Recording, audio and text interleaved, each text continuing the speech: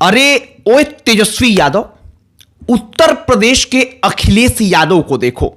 खुद सांसद बनकर दिल्ली में बैठे हुए हैं और उत्तर प्रदेश के विधानसभा में एक ब्राह्मण को विपक्ष का नेता बनाकर बिठाया हुआ है। राज्यसभा चुनाव के ठीक पहले राष्ट्रीय जनता दल के अंदर का माहौल कुछ ऐसा ही है।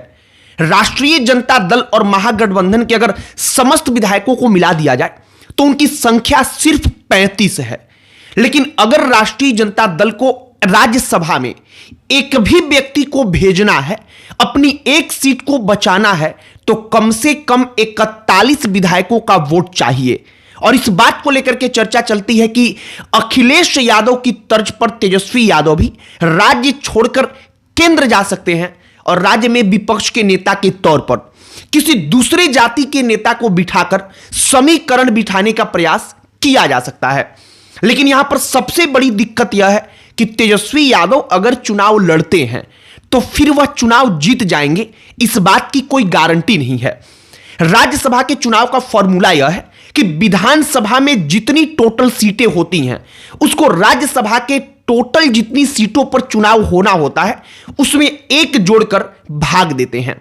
और बिहार विधानसभा में टोटल 243 सीट है और राज्यसभा की कुल 5 सीटों पर चुनाव होना है, और अगर 5 में आप एक जोड़ देंगे तो ये 6 होता है। और अगर जो टोटल विधानसभा की सीटें हैं 243, उससे 6 को भाग देंगे तो फिर इस हिसाब से परिणाम आता है 40.5, यानी कि कम से कम 41 विधायकों का प्रथम वरीयता का वोट राष्ट्रीय जनता दल को चाहिए। सारी कहानी आपको बताएंगे तेजस्वी यादव के दिमाग में जो चल रहा है, तेजस्वी जीत पाएंगे या नहीं जीत पाएंगे, सब पर चर्चा करेंगे। लेकिन आगे बातचीत करने से पहले हमारा नमस्कार स्वीकार करिए। हमारा नाम मोहित कुमार सिंह है। तेजस्वी यादव के दाव के मुताबिक जो खबरें चल रही हैं कि कोई भूमिहार, कोई राजपूत या फिर कोई दलित अगर विपक्ष की कुर्सी खाली होगी नेता प्रतिपक्ष का, तो फिर उस पर बिठाया जा सकता है। अब कोई भूमिहार, राजपूत या दलित क्यों, इसका जवाब सुनिए। दरअसल तेजस्वी यादव और राष्ट्रीय जनता दल को इतना समझ में आ चुका है कि केवल जो यादव है और मुसलमान है, इस समीकरण के भरोसे चुनाव जीता ही नहीं जा सकता। लालू प्रसाद यादव का जो दौर था, उस दौर में केवल यादव और मुसलमान उनका वोटर नहीं था, बल्कि बड़े पैमाने पर जो अन्य पिछड़ी जातियां थीं, जो दलित वोटर थे, वो लालू प्रसाद यादव के साथ थे, क्योंकि उनको लगता था कि लालू यादव ने उनको अधिकार दिलाया है। जो अगड़ी जातियां हैं उनके सामने खड़ा होने का हिम्मत दिया है।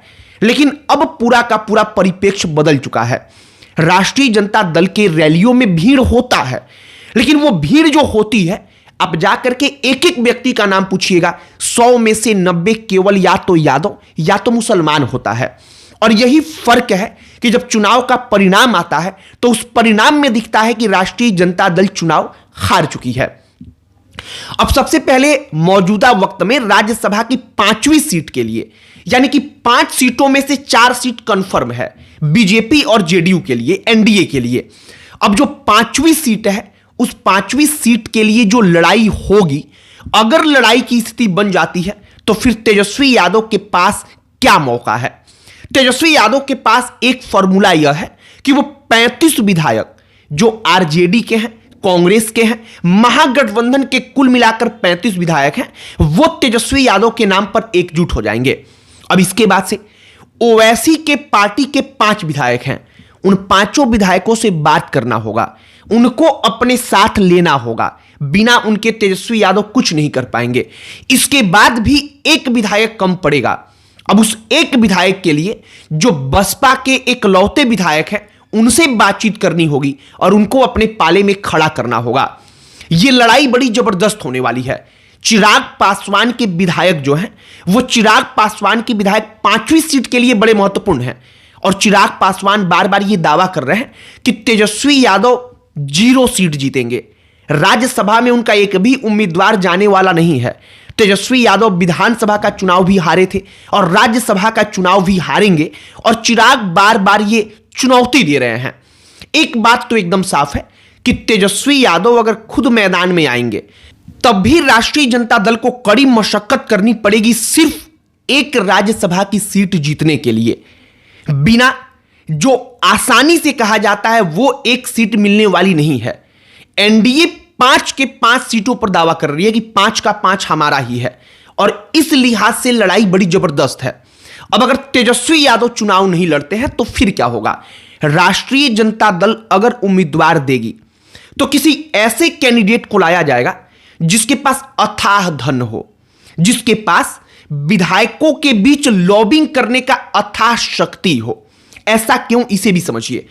अगर लड़ाई होगी 5वीं सीट के लिए तो लड़ाई में जिसके पास धन होगा वही व्यक्ति निश्चित तौर पर भारी पड़ेगा, वही व्यक्ति निश्चित तौर पर उस लड़ाई में, उस चुनाव में सबके ऊपर भारी पड़ता हुआ दिखता रहा है या फिर भविष्य में भी दिखेगा और इस बार के भी राज्यसभा चुनाव में दिखेगा।